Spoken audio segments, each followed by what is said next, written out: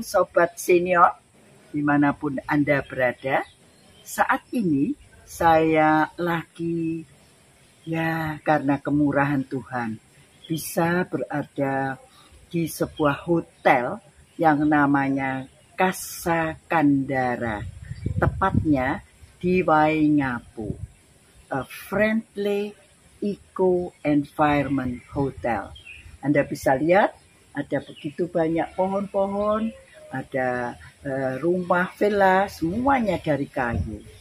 Saudara-saudara, dalam rangka kita memperingati Natal, saya teringat kepada para gembala yang sedang berjaga-jaga, menjaga domba-domba mereka di padang Efrata. Mereka orang-orang biasa, orang-orang sederhana, orang-orang yang oleh masyarakat pada waktu itu tidak mendapatkan penghargaan sebagaimana mestinya. Mereka adalah orang-orang yang terpinggirkan, orang-orang yang tidak dipandang dalam masyarakat. Tapi berita Natal pertama itu datang kepada mereka.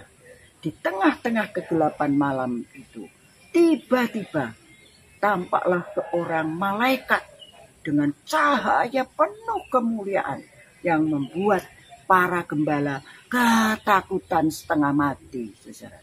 Dan di tengah-tengah pemandangan yang luar biasa itu, terdengar suara yang berkata, "Jangan takut, sebab aku memberitakan kepadamu kesukaan besar bagi semua bangsa.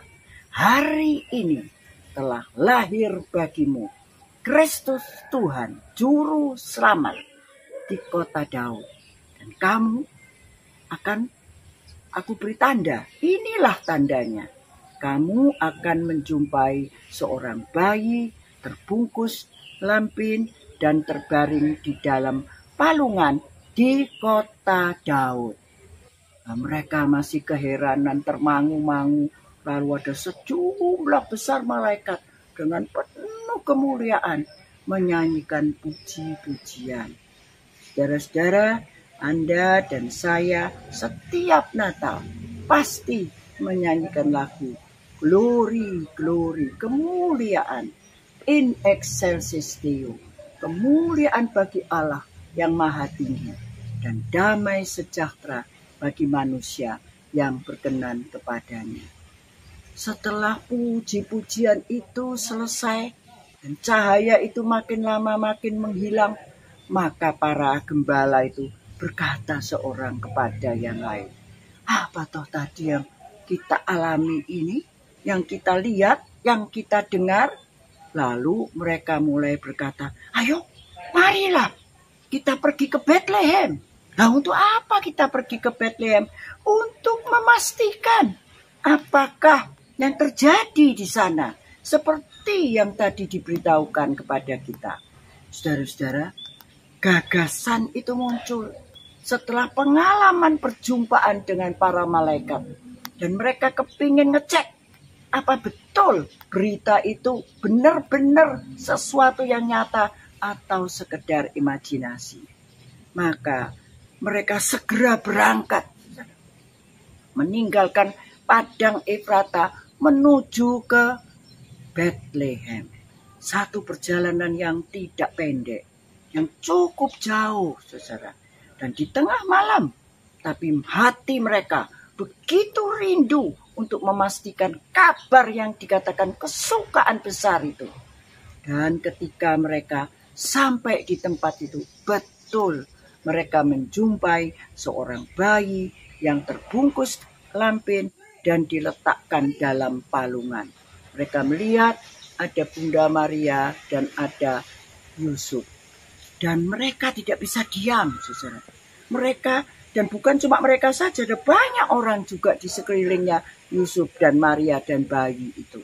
Dan mereka menceritakan, "Waduh, tadi kami loh, saking takutnya kami dengar suara malaikat mengatakan, 'Jangan takut, sebab aku memberitakan kabar sukacita, kesukaan besar bagi seluruh bangsa.'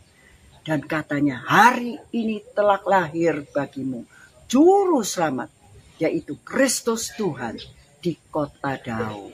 Itu sebabnya kami ke sini. Orang-orang yang mendengar itu sangat heran. Kok bisa ya? Gembala-gembala, orang-orang yang sederhana, orang-orang yang tidak dianggap, tapi kok bisa yang menceritakan sesuatu yang luar biasa seperti itu? Mereka sangat heran dan kagum. Tapi Maria menyimpan semuanya itu di dalam hatinya dan merenungkannya. Dan setelah itu mereka kembali ke padang di mana mereka tadi berjaga-jaga untuk domba mereka.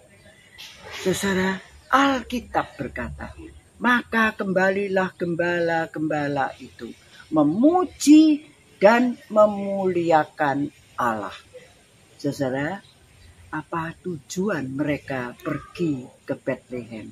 Pertama, untuk memastikan bahwa apa yang mereka dengar dan lihat benar-benar terjadi.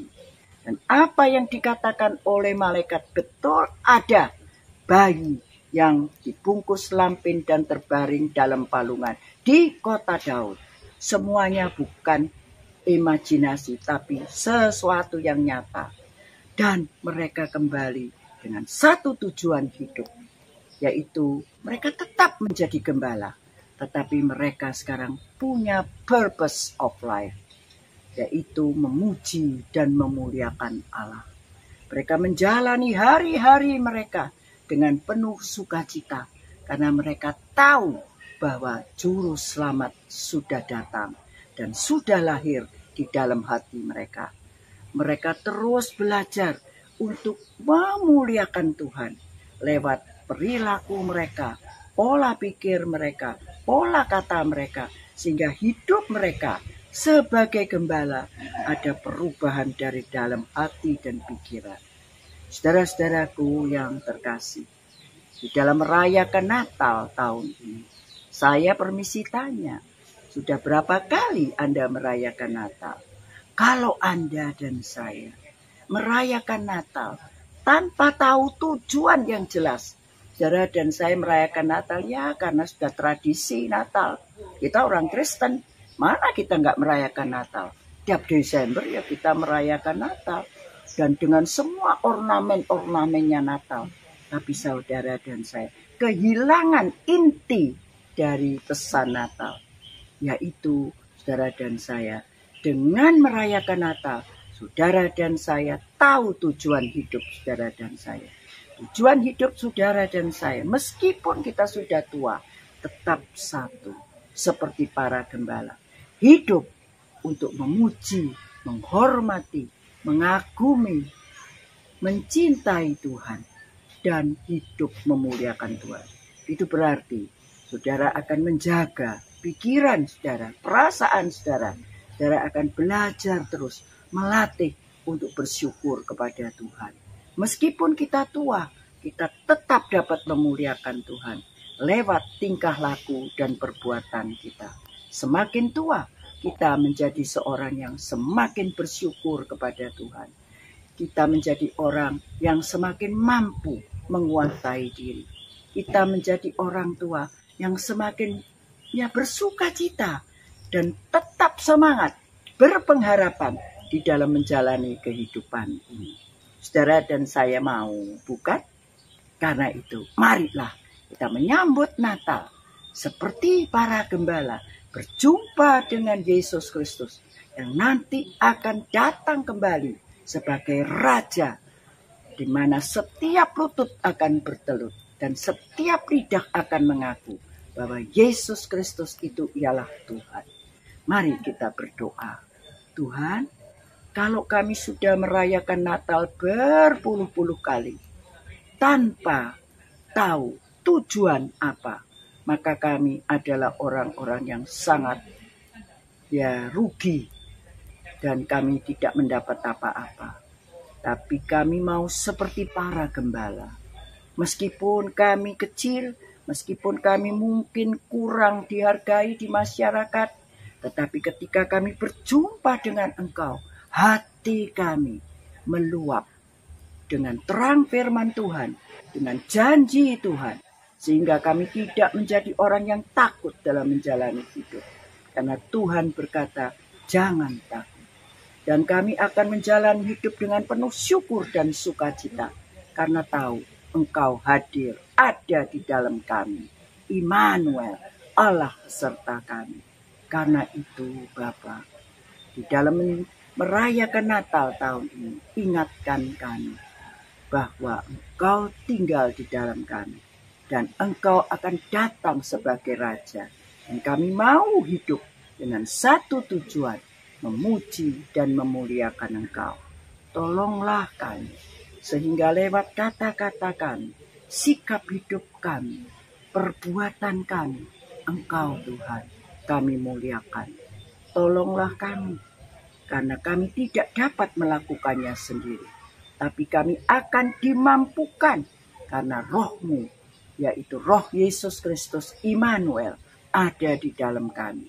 Sehingga oleh keberadaan Roh-Mu, kami akan dimampukan memuji dan memuliakan Engkau di dalam kehidupan kami.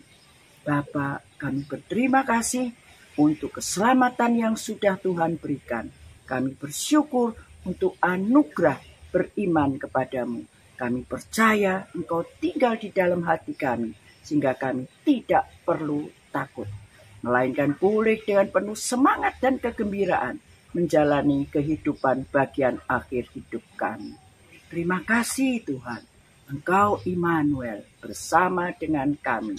Terpujilah nama-Mu dari kekal sampai kekal. Haleluya, amin.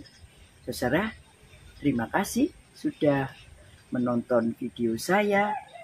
Tuhan memberkati saudara-saudara semua. Sampai jumpa pada kesempatan lain. God bless you all. Bye-bye.